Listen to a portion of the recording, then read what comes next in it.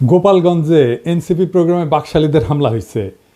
আসল সমাবেশ শুরু হওয়ার আগেই হামলা কিন্তু হয়েছে। সমাবেশ তখনও শুরুই হয়নি, ওরা পৌঁছায়নি।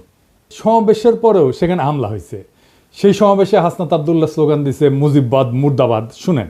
মুজিববাদ মুজিববাদ মুর্দাবাদ মুর্দাবাদ মুজিববাদ মুজিববাদ মুর্দাবাদ মুর্দাবাদ মুর্দাবাদ মুর্দাবাদ মুজিববাদ মুজিববাদ মুজিববাদ মুজিববাদ মুর্দাবাদ মুর্দাবাদ ইনকিলাব ইনকিলাব জিন্দাবাদ জিন্দাবাদ। এনসিপি যাইতেছে গোপালগঞ্জ শহরে, আর বাকশালীরা টুঙ্গিপাড়া পাহারা দেয়। আরে বেকুব, টুঙ্গিপাড়ার দায়িত্ব তো আমার। লোহা না গরম হইলে হাতুড়ি দিয়ে লোহায় বাড়ি দিয়ে লাভ আছে কোনো? বাকশালীদের ঔদ্ধত্য আর জনগণের ঘৃণা সেই পর্যায়ে পৌঁছাইলে টুঙ্গিপাড়া জয় বাংলা হয়ে যাবে, কেউ ঠেকাইতে পারবে না। টুঙ্গিপাড়া বাঁচানির একমাত্র রাস্তা হইতেছে বাকশালীদের জাতির কাছে ক্ষমা চাওয়া, নয়তো অপেক্ষা করা লোহা গরম হওয়ার। পিনাকির শপথ মিস হয় না। যা কইছি করে দেখাবো ইনশাল্লাহ। আওয়ামী লীগ আসলে কি, বাকশাল আসলে কি? একটা নিষিদ্ধ ঘোষিত সংগঠন যারা 16 বছর ধরে রাষ্ট্রকে দখল করে রাখা আয়নাঘর আর গুমখুনের রাষ্ট্র বানাইছিল। 1 বছর হয় নাই হাজার হাজার ছাত্ররে মারলো পাখির মতো গুলি কেরা। আর এই ছাত্রলীগ আওয়ামী লীগ নিজেরা অস্ত্র হাতে হাসিনা পুলিশের সাথে নামিছিল। তাদের মধ্যে যারা পলাইছে তারা তো পলাইছেই, আর বাকিগুলা গোপালগঞ্জে যায় ঢুকিছে। রাজনৈতিক নেতাদের জন্মস্থানে সেই দলের একটা প্রভাব থাকে দীর্ঘদিন, এটা স্বাভাবিক। গোপালগঞ্জেও আওয়ামী লীগের প্রভাব থাকবে, আওয়ামী মনোভাবাপন্ন মানুষ থাকবে, কিন্তু একটা রাজনৈতিক দলের শান্তিপূর্ণ কর্মসূচি করতে দেবে না। প্রাইভেট বাহিনী দিয়ে অস্ত্র হাতে সমাবেশ শুরুর আগেই সমাবেশ স্থল ভাঙবে, এটা কি মগের মুল্লুক? কেন বিএনপিকে তো গত ফেব্রুয়ারিতে সমাবেশ করতে বাধা দেয় নাই? আমরা তো কথা বলার সভা সমাবেশের স্বাধীন হতে চাইছি, রাজনীতির স্বাধীন হতে চাইছি। হাসিনা এটা করতে দেয়নি, তো গোপালগঞ্জে কি এখনো হাসিনার শাসন চলে? বিএনপি ওখানে করতে পারলে এনসিপি কেন করতে পারবে না? মানে গোপালগঞ্জের আওয়ামী লীগের সাথে কি এমন প্রেম বিএনপির যে তারা সমাবেশ করতে পারবে, আর কি এমন শত্রুতা এনসিপির যে তারা যাইতেই পারবে না? বিএনপি কি হাসিনার বিরুদ্ধে লড়াই করে নাই? এই বিএনপি যখন 2024-এর 14 সেপ্টেম্বরে প্রোগ্রাম করতে যাইতেছিল, তখন গাড়ি বহরে হামলা করে 3 জন বিএনপির নেতাকর্মীকে মাইরা ফেলাইছিল এই গোপালগঞ্জের বাকশালীরা। আর আজকা বিএনপির কর্মীরা উল্লাস করিচ্ছে আওয়ামী লীগের মতোই, যে এনসিপি মার খাইছে, দাওয়া খাইছে, উল্লাস করিচ্ছে। হ্যাঁ, কি বেকুবের বেকুব রে। তো বিএনপি পরে প্রোগ্রাম করলো যখন, তখন কোনো খুনোখুনি হইল না কেন? কোনো অ্যারেঞ্জমেন্ট হয়েছিল নিশ্চয়ই। তো যখন পরে বিএনপি প্রোগ্রাম করতে গেল, তখন কেন আওয়ামী লীগ ট্রিগার্ড হইল না? কেন ডাক্তার জাহিদ ট্রিগার্ড হইল না? কেন কচু খেতে ট্রিগার্ড হইল না? কেন আগে থেকে আওয়ামী লীগেরা চ্যালেঞ্জ ছুড়ে দিতে থাকলো? প্রশ্নটা এখানেই। তার মানে বিএনপির সাথে গোপালগঞ্জ আওয়ামী লীগের এই মুহূর্তে কোনো কনফ্লিক্ট নাই। কনফ্লিক্ট আছে এনসিপির সাথে। তার মানে এনসিপি সেই শক্তি যা হাসিনাকে উৎখাত করছে, তারে ঠেকাইতে হবে। বিএনপির সাথে আর কোনো শত্রুতা নাই। তাই আওয়াজ তুলছে গোপালগঞ্জের ছাত্ররা ঢুকতে পারবে না, ঢুকলেও বাইরে হতে পারবে না। এইটা ছিল মিথ। এই মিথ চুরমার হয়ে গেছে। রাজনৈতিক দলের কর্মসূচিকে নিরাপত্তা দেওয়া পুলিশের কর্তব্য, আর্মির কর্তব্য। এনসিপি মারপিট করতে যায় নাই, সভা করতে গেছে, রাজনৈতিক সভা। এনসিপির হাতে অস্ত্র ছিল না, আমরা সবাই দেখছি। তারা খালি হাতে গেছে, পুলিশ আর্মি নিরাপত্তা দিছে, তাদের পেশাগত কাজ করছে। পুলিশ আর্মি এই কাজটা করছে রক্তপাতহীনভাবে, কোনো প্রাণ ঝরে নাই, যতক্ষণ পর্যন্ত এনসিপির নেতারা ছিল। এটাই বিজয়, হাসিনার জামানাকে অতিক্রম করে যাওয়ার বিজয়। এই বিজয় এলো বর্ষা বিপ্লবের নায়কদের হাত ধরে। গোপালগঞ্জে মুজিব বিরোধী সমাবেশ করতে যাওয়া যায়, নিরাপদে ফিরেও আসা যায়, কোনো প্রাণঘাতী সংঘাত ছাড়াই। তারা তাদের কর্মসূচি শেষ করে ফেরত আসছে। এই ঘটনার রাজনৈতিক মূল্য অনেক। এইগুলাই ছোট ছোট বিজয়। আর গোপালগঞ্জের জনগণ নামে নাই, নাম ছিল বাকশালী গুন্ডারা। ওরা মরণপণ লড়াই করতে পারে না, সেটাও তো দেখলেন। এখন বলবেন কই 4 জন তো মারা গেছে। হ্যাঁ, মারা গেছে, কারণ তারা এনসিপির নেতারা ফিরে আসার পরে নানা জায়গায় হামলা শুরু করেছিল, বোমা আগ্নেয়াস্ত্র নিয়ে, এমনকি জেলখানা আক্রমণ করেছে। ক্যাজুয়ালিটি হয়েছে তারা ফিরে আসার পরে। আরও অনেককে চিনবার পারলাম এই সুযোগে। যেমন ধরেন বাংলাদেশের মিডিয়াগুলা, যেমন প্রথম আলো, জাউরা, ও বলছে যে কিছু লোক এসে হামলা চালাইছে। এই লোকের পরিচয় তারা জানে না। মতি মাহফুজকে এমনি আমি থাপড়াইতে চাই, জাউরার জীবন ভালো হবে না। এখন আবার কচু খেতে আসিছে মানবাধিকার নিয়ে, ওরে আমার ওরে। ওবার মানবাধিকারও বুঝে। মানে আপনি একজন খুনি ডাকাতের মানবাধিকারের পক্ষে দাঁড়াবেন, জার্মানিতে নাজি পার্টির সদস্যদের মানবাধিকারের পক্ষে দাঁড়াবেন। ওই সারাক্ষণ করে ধান্দাবাজি, জানেন? কই থেকে কি টাকা কামানো যায় তার ধান্দা করে। টাকা কামানো খারাপ কিছু না, কিন্তু মিনিমাম নৈতিকতা তো থাকবে। একটা এক্সাম্পল দিই, ওই যে মুস্তাক মারা গেল না, রিমান্ডে নিছিল, তার সাথে কিশোরকে ধরেছিল। কেন ধরেছিল জানেন? নাফিস শরাফতের একটা কার্টুন আঁকিছিল কিশোর, এই আইডিয়া সামির প্রকাশ করেছিল আই অ্যাম বাংলাদেশিতে। সামি ওইটার অ্যাডমিন, সে নিজেই কইছে যে দেখেন সেই পেজ সেই চালাইতো। সেই নাফিস শরাফত রেগে গিয়া এই কিশোর আর মুস্তাককে অ্যারেস্ট করে পিটায়। মুস্তাককে এতই পিটাইছিল যে সে প্যান্টে হাগে দিছিল। তারপর তো মুস্তাক মরে গেল। সেই নাফিস শরাফতের একটা কাজের জন্য এই সামি তদবির করছে মন্ত্রণালয়ে, কাজ দেয় না এই জন্য মন্ত্রণালয়ের দায়িত্বপ্রাপ্ত বিশেষ সহকারী পিছে সে লাগিছে, তার নামে রিপোর্ট করাইছে। যে আমার কমরেডকে মাইরা ফেলাইলো তার জন্য তদবির। সি সি সি সি রে সামি সি। আমি এটা শুনে বাকরুদ্ধ। একটা মানুষের নৈতিক পজিশন এত সহজে বেঁচে দেওয়া যায়? মুস্তাকের জীবনের এতটুকু মূল্য নাই তার কাছে। আমি যে ওরে অপছন্দ করি এমনি এমনি না, ওর মধ্যে বিবেক মনুষ্যত্ব কিচ্ছু নাই। ওর সঙ্গে যখন কথা হইতো তখন আমি বলছিলাম যে আপনি মোটা আজিজের মারছেন না, সেটা আমাদের জন্য ভালো হয়েছে, কিন্তু আপনার একটা বস্ত বড় ক্ষতি হয়েছে। আপনার মধ্যে একসময় রিমোর্স আসবে, অনুতাপ আসবে। আজ না হোক কাল আসবে, কাল না হোক পরশু আসবে, নয়তো মরার আগে আসবে। আপনার মনে হবে একজন মানুষ আপনারে বিশ্বাস করেছিল, সে খারাপ মানুষ তাতে সন্দেহ নাই, কিন্তু বিশ্বাস করছিল আপনাকে। সেই বিশ্বাস, ট্রাস্ট আপনি ভাঙছেন। ট্রাস্ট একটা খুব ইম্পর্টেন্ট জিনিস। বাংলাদেশে বিশ্বাস ভাঙাটা কোনো ব্যাপার না। আর এই কচুকেতিকে দেখে বুঝলাম ও মরার টাইমে ওর রিমোর্স আসবে না। তবে আল্লাহর মায়ের বলে একটা জিনিস আছে না, সেটাও টের পাইতে শুরু করবে এখনই ও টের পাবে। বাংলাদেশের কোনো মানুষ তাকে আর বিশ্বাস করবে না। আর আমি তো আমার এপিসোডে তার প্রশংসা করেই যাব। মানুষ জানবে একজন অতিশয় ভালো মানুষ আছে দুনিয়ায়, সে ভালো কাজ করে, সে ভালো ছেলে। সন্ধ্যায় হাত মুখ ধুয়ে পড়তে বসে আর দেখে কোটি কোটি ধান্দা করা যায়, কোটি কোটি চান্দা আদায় করা যায়। কারে কারে দিয়ে চান্দা আদায় করে সেটাও জানি। যাই হোক, অনেকে কইতেছে যে এই হাসনাত আর্মি চিফের বিরুদ্ধে দাঁড়াইছিল, এখন আর্মির গাড়িতে কেন নিরাপত্তা নিল? আসেন ব্যাপারটা একটু বুঝে দেখি। আর্মি রাষ্ট্রের অধীনে একটা এজেন্সি, কিন্তু আর্মি নিজেই যদি একটা সার্বভৌম এজেন্সি হয়ে উঠতে চায় তাহলে রাষ্ট্রের নাগরিক তার বিরোধিতা করবে। আর্মি চিফ বাংলাদেশের পলিটিক্স নিয়ে কথা বলতেছে, যেটা তার ডোমেনের মধ্যে না। সে নিজে একটা সার্বভৌম এজেন্সি হয়ে উঠতে চাইছে।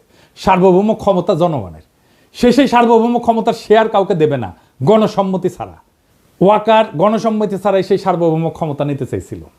এনসিপি ছাত্ররা আমরা আর্মি চিফের সার্বভৌম এজেন্সি হয়ে এটার বিরোধিতা করছি, ভবিষ্যতেও করব যদি আবারও চেষ্টা করে। আমি রাষ্ট্রের নাগরিক হিসেবে রাষ্ট্রের বাহিনীর সব সার্ভিস পাওয়ার অধিকার রাখি। আমি নাগরিক হিসেবে তাদের নিয়োগকারীও বটে, আমাকে সেবা দেওয়া তার কর্তব্য। আর্মি চিফের সার্বভৌম এজেন্সি হয়ে ওঠার বিরোধিতা আর আর্মি নিরাপত্তা সার্ভিস নেওয়ার মধ্যে কোনো বিরোধ নাই, বরং রাষ্ট্র আর নাগরিকের মধ্যে সম্পর্কের ধরনই এটা। আর্মি এনসিপি নেতাদের অনুগ্রহ করে নাই, এনসিপি নেতারা ওয়াকারের বিরোধিতা করে ভুল করে নাই। আমার প্রোফাইলে বিএনপির পোলাপাইনরা এসে কমেন্ট করছে যে কেন ওরা পালায় আসলো, এটা কোনো হ্যাডম হইল? হ্যাডম নিয়ে হাঙ্কের সাথে ফাইট করতে আসে এনসিপি, বিএনপির সাথে ফাইট করতে আসে এই হ্যাডম নিয়া। আচ্ছা, খুব ভালো। 2023 সালের 28 অক্টোবর কয়েক লাখ লোকের সমাবেশ, সাউন্ড গ্রেডের আওয়াজে নেতারা মঞ্চ ছেড়ে পালায় গেছে। মির্জা আব্বাস বলে যে আমরা প্রাণ ভয়ে দাঁড়াইতে পারি নাই। মাঠ ফাঁকা, নেতারা শুধু না লাখো লাখো লোক ফাঁকা হইতে বেশি সময় লাগেনি। অস্ত্রের সামনে শূন্য হাতে টিকে থাকা সম্ভব না, এটা সবার মনে রেখে ট্রল করা উচিত। এই ছেলেদের অসীম সাহসের কারণেই গত বছরের 5ই আগস্ট হাসিনা দেশ ছেড়ে পালাই যেতে বাধ্য হয়েছিল। এই ছেলেগুলো তখন রুখে দাঁড়াইলে আজও হাসিনা মসনদে থাকতো, খালেদা জিয়া আজকাল জেলে থাকতেন, আর আপনাদের অনেকেই গুম হইয়া আয়না ঘরে থাকতেন, কেউ কেউ মারাও যাইতেন ক্রস ফায়ারে। আপনাদের কে বুদ্ধি দেয় এনসিপির পিছে লাগতে? আপনাদের দল তো ছাত্রদের জন্য বিবৃতি দিছে, তাদের নিরাপত্তার জন্য উদ্বিগ্ন হয়েছে। আপনার দলের নেতাদের সাথে তো আপনাদের ডিসকানেকশন। এখন আমি বুঝতে পারি যে কেন মির্জা ফখরুল মাঝে মাঝে মেজাজ হারায় ফেলে, কেন বক্তৃতা দিতে যে ধমকা ধমকি করেন, থাপ্পড় টাপ্পড় মারেন। তাদের সাহসের প্রশংসা করতে না পারলে চুপ থাকেন। ওরা হুমকি সত্ত্বেও ওখানে যাওয়ার হিম্মত দেখাইছে। হামলার পরেও তারা সমাবেশস্থলে গেছে, বক্তৃতা করছে, মুজিববাদের বিরুদ্ধে স্লোগান দিছে। এই অসীম সাহস দেখানোর জন্য তাদের ধন্যবাদ। এইবার আসেন গোপালগঞ্জের আলোচনায়। কেন গোপালগঞ্জে যাওয়াটা জরুরি, দখল নেওয়াটা জরুরি? আসেন এই বিষয়টা আলাপ করে বুঝি। 1971 সালে 16ই ডিসেম্বর বাংলাদেশ স্বাধীন হয়। এটা আমাদের বিজয় দিবস। আমরা জানি যে ওই দিন আমরা পরাজিত করতে পারি, পাকিস্তানি বাহিনী আত্মসমর্পণ করে। 1971 সালে বাংলাদেশে পাকিস্তানি ভাবাদর্শের পরাজয় হয়েছে। তারপরে বাংলাদেশে পাকিস্তানি ভাবাদর্শে পলিটিক্স করা গেছে, যায়নি। বাংলাদেশকে মাইনাই পলিটিক্স করতে হয়েছে, এটাই নর্মাল। ওই সময় পাকিস্তানবাদী ছিল জামাত, এখনকার বাংলাদেশে পলিটিক্স করে, কিন্তু তারে বাংলাদেশ মাইনাই পলিটিক্স করতে হয় এবং পাকিস্তানি ভাবাদর্শকে ডিনাই কইরেই। তখন পাকিস্তানি ভাবাদর্শ পরাজিত হইলেও বেশ কিছুদিন কোন কোন এলাকা পাকিস্তানপন্থীদের আওতায় ছিল। ওই সমস্ত জায়গায় বাংলাদেশের সার্বভৌমত্ব প্রতিষ্ঠা করতে সময় লাগছে। যেমন ধরেন মিরপুর 1972 সালের 30শে জানুয়ারি পর্যন্ত মিরপুর দখলে ছিল পাকিস্তানপন্থীদের। ওইটা মুক্ত করতে গিয়ে জহির রায়হান মারা যান। নারিন্দা, নারায়ণগঞ্জ, শিয়া মসজিদ, মোহাম্মদপুর, খুলনা, পুরান ঢাকা, রূপসা, রাজশাহী, সিরাজগঞ্জ, বগুড়া, চিটাগাং পোর্ট, এইসব জায়গা 16 ডিসেম্বরে মুক্ত হয় নাই, পরে মুক্ত হয়েছে আস্তে আস্তে। ঠিক এইভাবে 2024 সালে বিপ্লবের পরেও বাংলাদেশে বাঙালি জাতীয়তাবাদ পরাজিত হয়েছে, আওয়ামী ভাবাদর্শ পরাজিত হয়েছে, মুজিববাদ পরাজিত হয়েছে। কেননা এইটা বাংলাদেশের সার্বভৌমত্ব মানত না, এইটা বাংলাদেশকে ইন্ডিয়ার পার্ট ভাবত। দেশের মানুষের বিক্ষোভের তোরে ইন্ডিয়ান আর্মিরে ডাকতেও তাদের আটকায় নাই, পাইকারি খুন করছে, দেশের জনগণের বিপক্ষে যুদ্ধ ঘোষণা করছে, তারা নিজেদের বাংলাদেশি মনে করা জনগণদের উপরে গুলি চালাইছে, সবাইকে বাঙালি হইতে বাধ্য করতে চাইছে। তাই ওইটা ফ্যাসিস্ট একটা রেজিম ছিল। তাই বাঙালি জাতীয়তাবাদ এবং মুজিববাদ, বাকশাল, আওয়ামী লীগ বাংলাদেশ আর পলিটিক্স করতে পারবে না, তারা বাংলাদেশি মানে না। কিন্তু 71-এর মিরপুরের মতোই 24-এও গোপালগঞ্জে এখনো বাঙালি জাতীয়তাবাদ, মুজিববাদ পরাজিত হয়নি। সেজন্য হাসনাত আব্দুল্লাহর গোপালগঞ্জে দাঁড়ায় মুজিববাদ মুর্দাবাদ, এটা খুবই প্রতীকী একটা কাজ হয়েছে। মুজিববাদ মুজিববাদ মুর্দাবাদ মুর্দাবাদ মুজিববাদ মুজিববাদ মুর্দাবাদ মুর্দাবাদ মুর্দাবাদ মুর্দাবাদ মুজিববাদ মুজিববাদ মুজিববাদ মুজিববাদ মুর্দাবাদ মুর্দাবাদ ইনকিলাব ইনকিলাব জিন্দাবাদ জিন্দাবাদ। আমি গোপালগঞ্জের আমজনতারে বলবো, আপনারা বাংলাদেশ না মানা রেসিস্ট, ফ্যাসিস্ট বাঙালি জাতীয়তাবাদে থাকেন না, আর মদত দিয়েন না। সারেন্ডার করতে বাধ্য করেন অ্যান্টি বাংলাদেশ বাঙালি জাতীয়তাবাদী এবং মুজিববাদীদেরকে। পরাজয় মাইনে নিতে বলেন, মাইনে নিয়ে বাংলাদেশের মেইন স্ট্রিমে জয়েন করতে বলেন মেহেরবানি কইরা। আর এটা যদি না করতে চান, গোপালগঞ্জ বিপ্লবের বাংলাদেশের সার্বভৌমত্ব প্রতিষ্ঠা করা হবে। আপনারা এক সপ্তাহ টিকতে পারবেন না, আর্মি পুলিশ কিচ্ছু লাগবে না, জাস্ট আপনাদের সাপ্লাই চেইন বন্ধ করে দেওয়া হবে। আপনারা বাইরে হতে পারবেন কিন্তু ঢুকতে পারবেন না। সব ইকোনমিক অ্যাক্টিভিটিস বন্ধ হয়ে যাবে, জ্বালানি তেলের সাপ্লাই বন্ধ হয়ে যাবে, গ্যাস বন্ধ হয়ে যাবে, ইলেকট্রিসিটি সাপ্লাই বন্ধ করে দিলে আপনারা শেষ। আগে ঘোষণা দেওয়া হবে, শহর ছাড়েন, 24 ঘন্টার মধ্যে ফাঁকা হয়ে যাবে শহর, সব সরকারি কর্মচারীদের উইথড্র করা হবে। পারবেন 7 দিন টিকতে? প্রফেসর ইউনূসের দায়িত্ব বাংলাদেশের সার্বভৌমত্ব প্রতিষ্ঠা করা গোপালগঞ্জে। আবার 1 মাস পরে মার্চ টু গোপালগঞ্জ ঘোষণা করা হবে, যদি আপোষে সারেন্ডার না করে তাইলে। বেগম জিয়া বলছিলেন গোপালগঞ্জের নামই বদলায় যাবে, গোপালগঞ্জ আর থাকবে না। শুনেন, আপনি কি এখন মুখটা বন্ধ কেন? এই যে মহিলা, আপনার মুখটা এখন বন্ধ কেন বলেন তো? কি বলছিলেন এতক্ষণ ধরে? মুখটা বন্ধ কেন এখন? দেশ কোথায়? গোপালী? গোপালগঞ্জ জেলার নামই বদলে যাবে, বুঝছেন? গোপালগঞ্জ আর থাকবে না।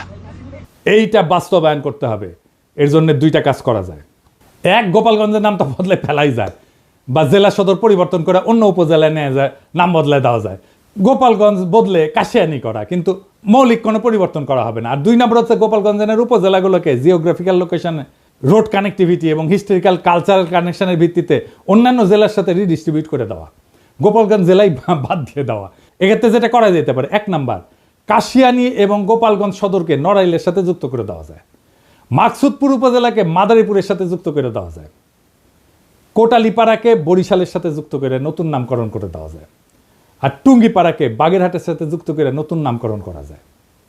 তো এতে একটা জেলা কমে যাবে। তো একটা জেলা যদি কমে যায়, তাহলে আমরা কোনো একটা জায়গাকে, যেমন ভৈরব বা লাকসামকে নতুন জেলা ঘোষণা করে মোট জেলার সংখ্যা 64 রাখা যায়। এখন সময় আসছে একটা প্রতীকী কিন্তু বাস্তব সিদ্ধান্ত গ্রহণের। গোপালগঞ্জে বাংলাদেশের মানচিত্র থেকে কেবল এক প্রশাসনিক জেলা হিসাবে না, একটা দমন পীড়নের দুর্গ হিসাবে, বাকশাল মুজিববাদের দুর্গ হিসাবে চিহ্নিত করার ইতিহাস থেকে মুক্ত করতে হবে। টুঙ্গিপাড়া বা গোপালগঞ্জ কখনো একটা পরিবার বা মতাদর্শের ব্যক্তিগত দুর্গ হতে পারে না। এটা বাংলাদেশ নামের জাতির অংশ। এই জাতির মালিক জনগণ, কোনো পরিবার না। 1972 সালে যেমন মিরপুর জমাট পাকিস্তানি জাতীয়তাবাদ ঘুরাই দিছিল, জনতার বিজয়, সে তেমনি 2025 সালে গোপালগঞ্জে ভাঙতে হবে সেই বাঙালি জাতীয়তাবাদ, মুজিববাদের ছত্রবেশী ফ্যাসিবাদের দুর্গ। 21 শতকের বাংলাদেশে জায়গা নাই সেই রাজনীতির যারা বাংলাদেশকে ভারতীয় মতাদর্শের গুদামে পরিণত করতে চায়। গোপালগঞ্জের প্রশাসনিক পুনর্বিন্যাস শুধু রাজনৈতিক প্রতিশোধ না, এটা ভবিষ্যতের জন্য বার্তা। আর কোনো জেলাকে পরিবর্তনের দুর্গ করা যাবে না। যে জেলা জনগণের বিরুদ্ধে চলে যায়, তাকে আবার জনগণের ভিতরে ছড়াই দিতে হবে। এই দেশ কারো ব্যক্তিগত জমিদারি না। মুজিববাদ না বাংলাদেশ জিন্দাবাদ, বাকশাল না গণতন্ত্র জিন্দাবাদ, টুঙ্গিপাড়া না সার্বভৌম বাংলাদেশ জিন্দাবাদ। আমরা চলছি, আমরা চলা শুরু করছি, আর থামবো না। এবার শুধু ঢাকাই না, আবার হবে মার্চ টু গোপালগঞ্জ। যদি না মানে আপোষে, তবে শুরু হবে গণজনতার শুদ্ধি অভিযান। গোপালগঞ্জ থাকবে না, থাকবে শুধু বাংলাদেশ। ইনকিলাব জিন্দাবাদ।